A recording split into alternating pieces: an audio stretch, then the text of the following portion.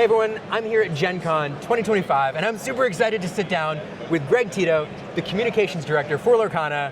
Greg, how you doing? Good, I'm so excited to be here. Good to see you. This has been like a crazy fun weekend all along. Yeah, it's been really fun. Yeah, well, I mean, before, I want to ask you about GenCon. Before that, just real quick about you, because you've been with the company not terribly long, but you've really burst onto the scene. Fans, everybody in Lorcana knows your face at this point.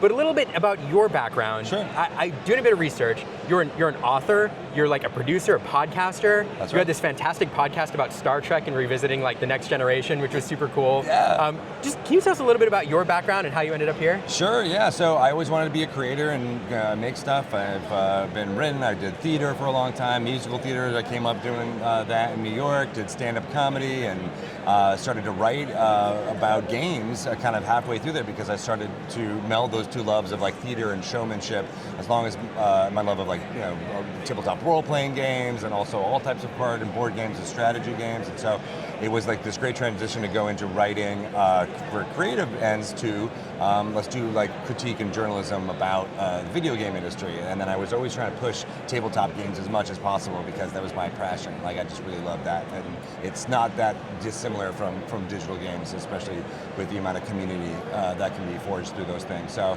yeah, started working for other tabletop game companies, moved into that, and then I'm trying to use all of that wealth of experience and creative juice to be able to like bring that all to Lorcana, because I think there is this wonderful meld of creative showmanship that happens amongst Disney fans. Like I think everybody loves to sing a song or be a part of something and feel those emotions, and I'm trying to bring that to all aspects of communication about this game because it's so important.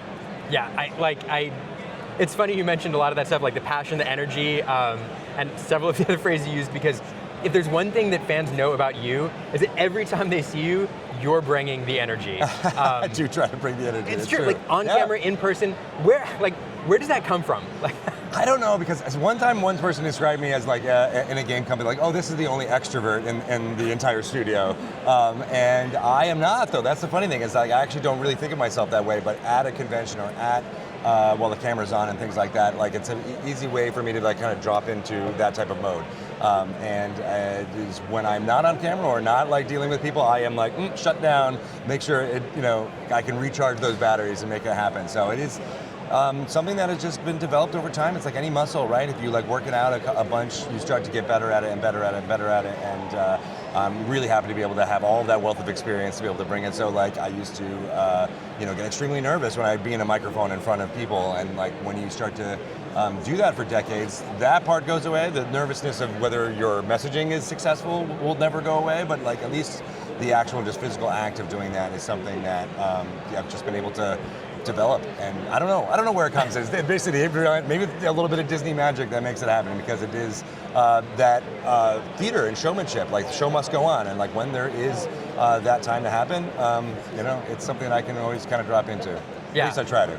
No, well you do, and the other thing I've noticed, like you talk about turning it on, turning it off. Like as I watch you with fans and during card reveals here and everything else, like you feed off the excitement of the people around you and the fans. Totally. And like seeing, when you see the people come up for the card reveal and get excited about what they're about to see, you can watch you just like feed off that and want to play into that, and it's a lot of fun. It is true. Yeah, no, you're right. I think a live audience is actually really, really important for all types of communication. Like when I started to do Next Chapter stuff back in May, I was like, we need to be able to have that energy. If you're just talking at a camera, even though right now we're doing that, but it's a lot easier if we had an audience around us laughing at our jokes and like feeding on that energy and just like clapping and having a little bit.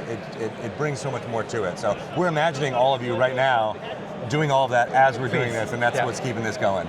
That's true, actually. Yeah, right. I can empathize with that. 100% true.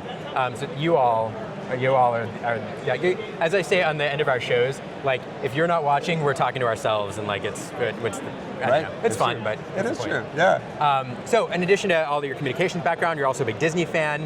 When did that start, and what are your favorite Disney properties? Oh my God, so young. My mom was a really big Disney fan. She loved Snow White. She saw it in the theater. There's your talk about like how she met my father, her husband, my prince will come, like all this stuff, right? So like it was always ingrained in that love from them, right? And then so we paid attention to the VHS cassettes that were the plastic, and we had so many of those, And Robin Hood was always a big fan. I had the LPs, like the actual record players of a lot of things. A Jungle Book I knew inside and out because I had all of that. So I wore those records out over time because I was such a big fan and I just loved the music of it and everything. So those periods of being a kid, I engaged with Disney. We went to Disney World, had so much fun with it. And then I love that I can now bring that forward with my kids and be able to be like, oh, like share that love of storytelling and magic and the tears that swell up. I have so many fond memories of my oldest daughter when she was like 3 or 4. She started to not like going to movies because she would get so emotionally affected by the storytelling of a Disney film or things like that, and she would just sob and sob and sob, and like she started to not like it. And they were like, no, but that's a good feeling. That is actually, even though I understand it feels like you're sad, it is something that goes away as you're an adult, and you want to nurture that a little bit and have those open emotions. And so having even just that teachable moment from a piece of entertainment is something that I'll always, and nobody does it better than Disney. I agree. As you talk about that, I'm reminded of that plot point from Inside Out, where the emotions. It was learned Inside that, Out was the movie. Was the movie? Was completely, man! And that's the lesson, though, right? Like sadness is part of. Embracing sadness helps you appreciate the other parts of life, and things that are beautiful sometimes are sad. And and that's a hard lesson to learn, right? Because not all entertainment, especially for kids, kind of really acknowledges that. And I thought that was a really beautiful moment. Yeah. Now I'm getting emotional now. I know, right? So whenever I talk to Liam, I cry. Is basically what happens. I cry. It's bad. We're bad for that. Well, let's talk a little bit more about Lorcana. Sure. So one of the things that I loved when you came on board, I feel like one of the first things you did was kickstart the LoreCasts again, and instead of them being a periodic once a set thing like they were for a while, now they've become a weekly way for you to engage with the Lorcana community. One, why was that important to you? And two, if you could describe like the mission statement of the LoreCasts, like what is it doing? Like briefly, what would you say? Yeah, well, I mean, the reason why I did that is because I think that is a really important part of the entire community, right? There needs to be a conversation. There needs to be able to feel that there is a transparent, like kind of back and forth between them. And the only best way I found to do that in the gaming space is to just open up that I kind of think almost like office hours, like, right? Like this is open for this time, you can, say what you need to say, get your piece out, and like we'll hear you and acknowledge it, and then it's also a good way for us to get, things that are announcements, but maybe not like, I need to type up this press release and send it to the New York Times. Like it's not that level of news, but we want to make sure that there is always something and a vehicle for us to get out messages about things that are happening that are important about the community and respond in a way. And the amazing growth of Twitch as a tool to be able to do that over the last 10 years, it's just one that I'm really a big proponent of, because it just makes that feeling of like we're all in this together, and we are, right? And putting a face to what the company is doing and what it's choosing. I understand that there's always lots of ways to, constructive criticism and not so constructive criticism, and I think it's really important to realize that it is a group of people who are trying to create this story and this game for you, and it doesn't necessarily, curtail any of the, more negative thoughts that are out there, but at least it gives them a place to direct it to someone's face, right? Where it is like, okay, I can take that feedback and get it, and it's not something that we're going to do, 24/7, right? But like having that time, that period, this is now the time to, like a Festivus, like air your grievances to a certain extent, is something I think is extremely important. And that was the short version of what we're like, let's get up and start doing this, and we'll improve and iterate and make it better as time goes on. But the real mission statement for it is to create a kind of wide breadth of programming that isn't just we're talking news and things that are going. I think that's a really important part of it, but I also want to accentuate the other parts of the community, like people who love to come to events and maybe are not the top competitors of all time, but like kind of feel and hear their stories and understand that the play experiences they're having at all of these events is a really important part of the community. And sometimes the best way to do that is just to shine a spotlight on it and be like, okay, tell me your cool thing that you made, or some piece of art or some types of expression that was inspired by this game. Like let's try to get more of that. So as well, like that, the idea that like deck building and the specific in colors or things that you gravitate towards are those expressions, are those personality types that, sure, people want to play the combination that wins the most, but they also want to play ones that speak to them. And like, let's get some content out there that is about like, this deck is my sad rainy day deck, and like how that would make you feel like you're expressing your feelings the way you want to, and get into that story mode, right?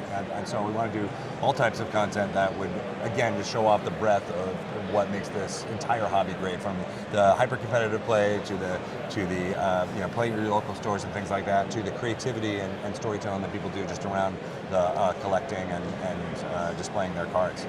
Yeah, no, that's awesome. And what you're talking about is engaging like every aspect of the community besides just the competitive players, the social players, the collectors, the families, and I think it's wonderful. Yeah, so we'll get there, and it's going to be a process, and we're iterating along the way, and the LoreCast was just let's turn this on and make sure that part is working, and then let's start to add to it. To build off of it. Yeah. So one of the, if you haven't watched one of the LoreCasts or the replays, I definitely encourage you to do so. And one of the things that, you talked about fan feedback, one of the things that impresses me about the LoreCast is, like, you are actively engaging with the Twitch chat. And multiple times I've seen you, even if you can't talk about a particular comment, like perhaps you're just not ready to talk about a particular effort that the company's pursuing.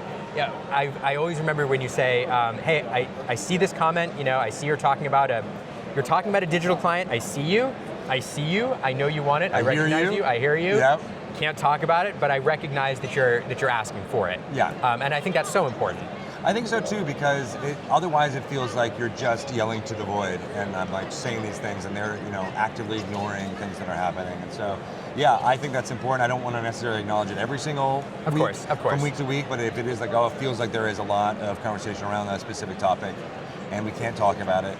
I think, to me, it is important to acknowledge and say yes, and then engage with the emotions even of that, of being like, I want some of those things too. Yeah. Specifically a digital client. I'm like, yes, that sounds amazing, and I +1 add my voice to the cacophony of people who want that too. And I think that's humanizes the entire process. Yeah. How important is fan feedback to you and to the company in terms of adjusting, in terms of I guess to say, as the company is planning like the future of the game and you're looking at different things to pursue and adjusting course, all that, how important is fan feedback to your plans? It's huge. It's a big part. We're doing this for fans, right? And all of the thoughts and feelings that they're having is valid and important, and something that we take very seriously and want to engage with and make sure that we're understanding, right? And that's one thing that is, I will say, a little bit difficult from our side, is that it is sometimes the things that they are being extremely expressive about, it's trying to find what is the nugget of meaning that is something that we can actually do. Like, sometimes there's just some things that there is very little that can change based on feedback in the next few months, or just because of logistics and how the reality of the world works, right? How physics works. We can't often change things, but if it is, and it is possible, and you're like, all right, here's an actionable thing, here's what the actual the real desire that they're expressing is, and we can potentially change and do something about, I think that's super important. Because if you don't, then it is, who are you doing this for? Who is the actual audience? But it's also really important, I think, to acknowledge something that we tell ourselves a lot, is that I love doing those LoreCasts and love talking to the audience, but that's not the entire audience, right? Yes, That's very important to realize, is like, that is an extremely engaged, whether for whatever reason they've self-selected and are loving Twitch and loving that kind of thing. But that is not everybody here at GenCon. That is not everybody in the entire Lorcana community. And so we want to make sure that we're getting feedback from as many different levels as we can. And that's like a big part of the RPH actually, is like having another way for fans who are just going into stores and having play and being able to submit their feedback. Even just simple feedback of like, this many people liked Collection Quest at this thing, and that gives us the data point that, like, okay, this is really popular. People are really going to start engaging with this. Let's see if we can then use that to tell other stores. Be like, you should do those events because they sold out to this store, a state over or a region over or something like that. You should be doing them more too. So there's all the ways that we get it, and it is not just through the one vehicle. Twitch. Yeah, no, that's really important. You mentioned RPH, it's Ravensburger Play Hub. If you haven't downloaded it and you're a Lorcana fan, you should. So this is something that you launched recently to bring a lot of things in-house and to be able to engage with the community more directly. And why should people download that app and create an account and get involved? Well, it's a web-based application It's now. a web-based application. There we go. It's not an Why should people app. bookmark that on their phone? We do have an app as well that has decklists and things, and we're trying to figure out like these should go together. Like we should be working as best as they can. But the Ravensburger Play Hub for right now is a great way to engage with your local stores. I think for many Disney Lorcana players, this is their first TCG, and so we may not even be familiar with the idea that like storage is where that type of play comes, and that type of events to be able to meet with other Disney Lorcana players. And so to me is the way from taking it from the opening the packs and creating your decks, and then now you're going to go to try to find the type of play environment that you really want to engage with, and that's where you can do that for the Fabled pre-release on August 29th. So you can sign up through all that through the Ravensburger Play Hub now. We're getting more and more stores added to that, and then getting their events on there, and then the more fans that are engaging with that, again, that gives us not only, it's a great tool for you to find the events that you want to go to, but we also get that feedback from fans as to how we can better serve different regions based on how much stuff is happening. Yeah.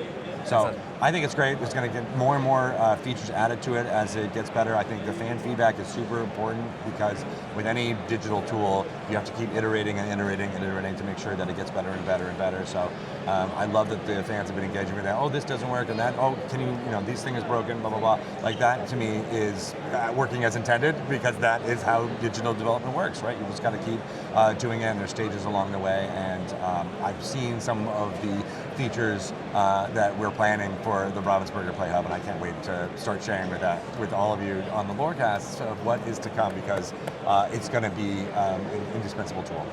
That's awesome. All right, I could talk to you all day, but I'm getting a signal that I need to get. That's true.